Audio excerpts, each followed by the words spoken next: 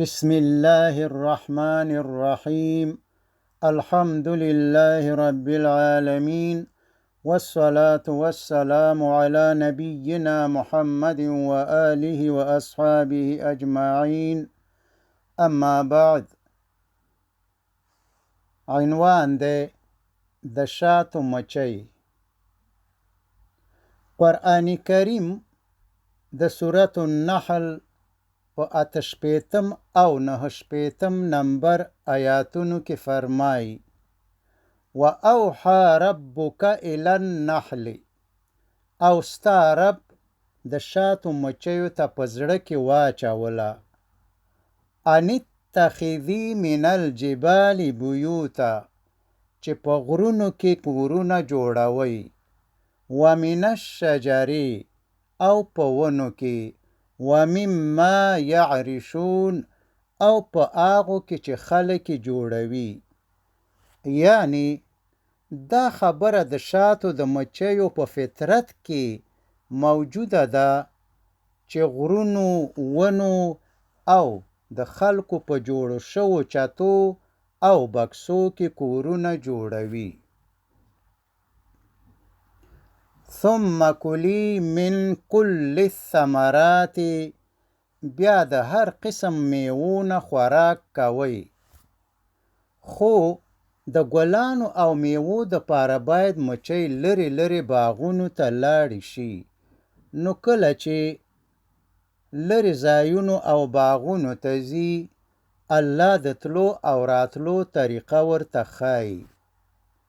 فرمایي: فَاسْلُکِي سُبُلَ رَبِّکِ ذُلُلًا، نو د خپل رب په تجویز شوو اوارو او اسانو لارو ځئ. کله چې د میوو او ګلانو نه خوراک وکړي، یعنی شیره وڅکي، نو په خېټه کې ذخیره کوي او خپلې جالې یا بکسې ته یې راوړي.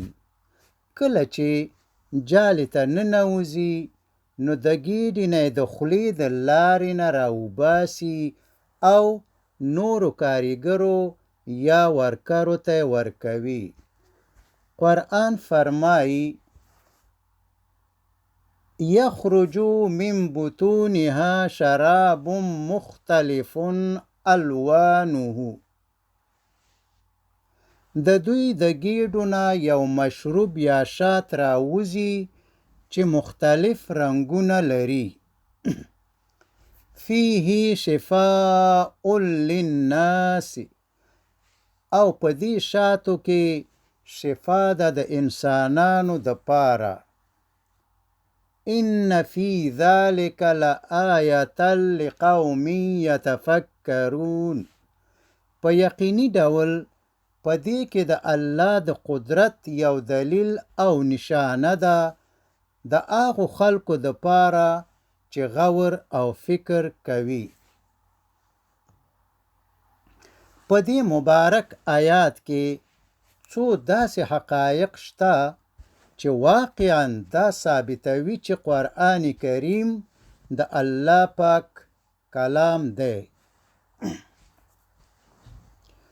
اول دا چې په دې مبارک آیات کې صرف د شاتو د مچیو مؤنث یا د ښځې جنس ذکر شوی دی.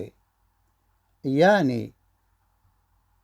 مطلب دا چې کاریګرې مچۍ یا کومې مچۍ چې شات جوړوي ټولې ښځې یا مؤنث جنس دی، او نران یا مذکر جنس د شاتو په جوړولو کې برخه نه اخلي.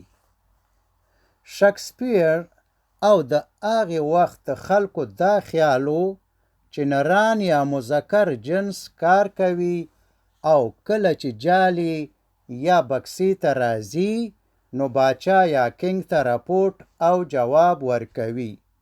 خو ساینسي تحقیقاتو ثابته کړه چې دا خبره غلطه ده او د قرآن د خبرې تایید کوي. وایي چې په جاله یا بکسه کې هم مؤنث یا ښځې مچۍ د شاتو د جوړولو کار کوي، او د باندې یا بهر نه د ګلانو شیره هم ښځې مچۍ جالې یا بکسې ته راوړي او په جاله یا بکسه کې کنګ نه بلکې کوین یا ملکه وي. دوهم، الله په دې مبارک آیات کې فرمایي فسلکی سبل ربکی ذللا، نو د خپل رب په تجویز شو اسانو لارو باندې ځئ. د شاتو مچۍ په مایلو مایلو د ګلانو پسې ځي، خو هرې خواته چې ځي نامعلومه نه ځي بلکې د رب په جوړو شوو اسانو لارو ځي.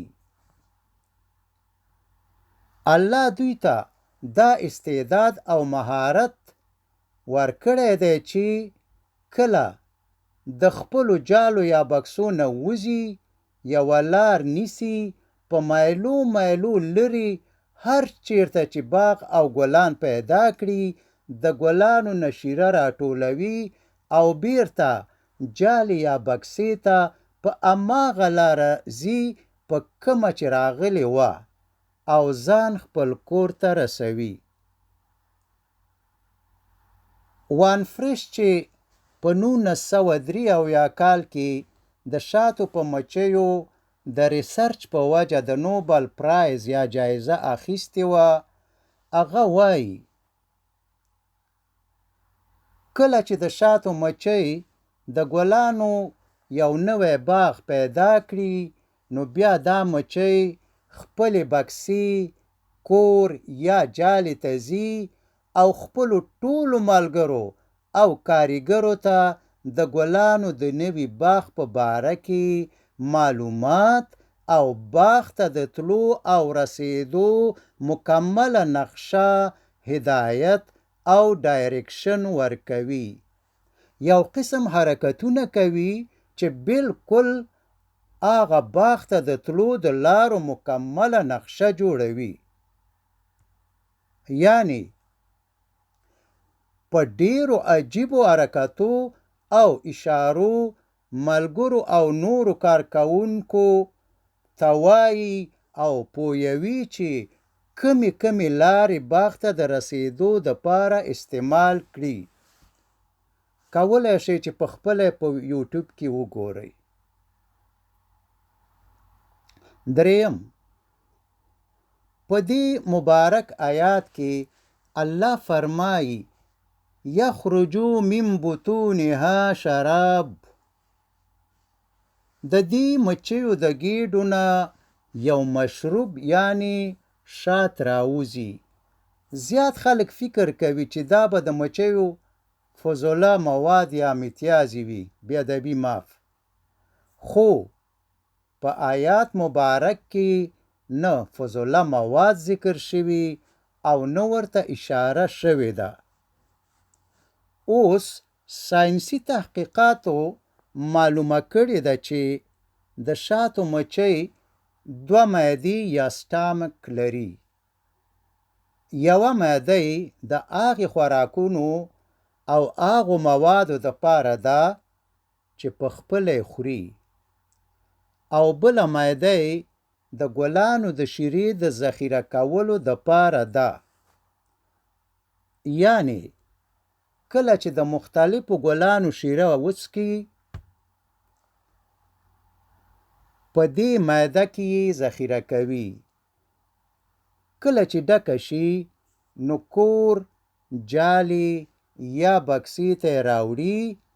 که تاسو لیدلی وي په کوم سوري چې بکسې ته مچۍ ننوځي د دې سوري نه ګرد چاپېره ډېرې مچۍ ناستې وي.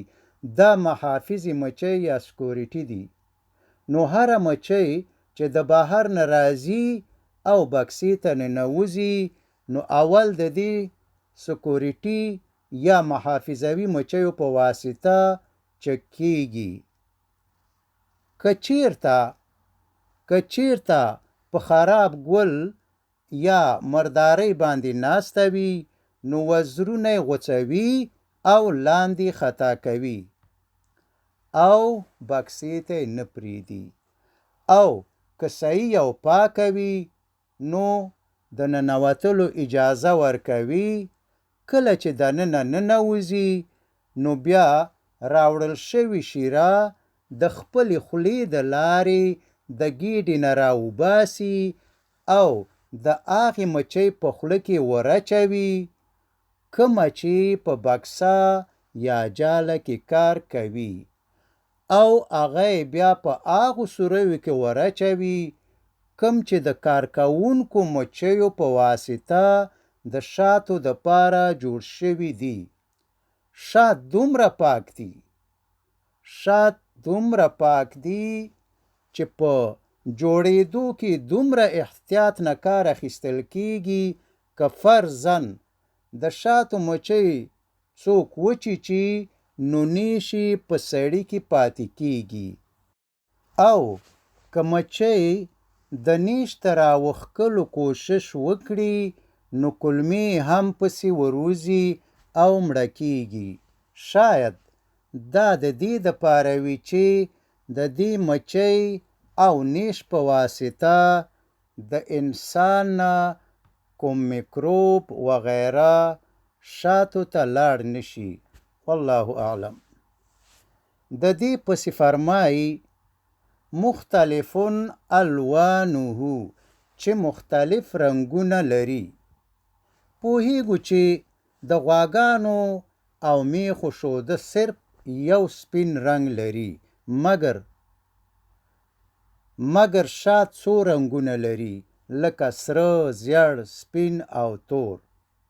بله خبره دا ده چې فيه شفاء للناس، په شاتو کې د انسانانو دپاره شفا ده. دا لوی باس دی، فعلا تیریږو. اخرنۍ خبره دا ده چې ان فی ذلک لآیة لقوم یتفکرون، چې بېشکه د شاتو په مچیو او شاتو کې د الله د قدرت یو دلیل او نشانه ده د هغو خلکو دپاره چې غور او فکر کوي. د آیات یوه معنا ودرېدل یا سټاپ ده. نو کله چې آیات خلاص شي باید سړی لږ ودرېږي، فکر او غور وکړي او په مطلب ځان پوه کړي او بیا بل آیات شروع کړي. که دلته هم فکر او غور وکړو ګورو چې ډیر یو منظم نظام موجود دی. ټولې مچۍ د ملکې فرمان مني، ټولو ته کارونه ویشل شوي دي. بعضې د ګابین سوري جوړوي، بعضې د نوو بچیو خدمت او لوکفتر کوي، ځنې د کور نه د باندې ځي او د ګلانو شیره راوړي، بعضې د دښمن د حملې د دفاع لپاره اماده ولاړ دي، ځنې د هغو مچیو چې جالې یا بکسې ته د ګلانو شیره راوړي چکینګ او تالاشي کوي، او بعضې د هغو مچیو نه چې بکسې ته د ګلانو شیره راننه باسي د هغوی نه شیره اخلي او د شاتو په خانو یا سوریو کې ورچوي، او بعضې بیا دې شیرې ته د وزرونو په واسطه پکۍ وهي چې کلکه او یخه شي. او دا ټولې مچۍ په غیر د جنگ او جګړې نه په خپلو کې په ډیر محبت او اخلاص سره په منظم ډول کار کوي. که غور وکړو دې مچیو د ګابین د جوړولو انجینري او د نوو مچیو د روزلو دپاره نرسنګ، د نظم جوړولو دپاره قانون، د دښمن نه د دفاع او جنگ دپاره عسکري ټریننګ، او د ګلانو د شیرې نه د شاتو د جوړولو تخنیک څنګه او د چا نه زده کړی دی. جواب صرف یو دی چې دا هر څه الله تعالی د دوی په فطرت کې اچولی دي، او 1400 کاله مخکې په قرآن کریم کې د شاتو د مچیو په باره کې د دې قسم معلومات ذکر کول د دې ثبوت دی چې قرآن کریم د الله کتاب او کلام دی. وما علینا الا البلاغ. وصلى الله تعالى على خير خلقه محمد وآله وأصحابه أجمعين.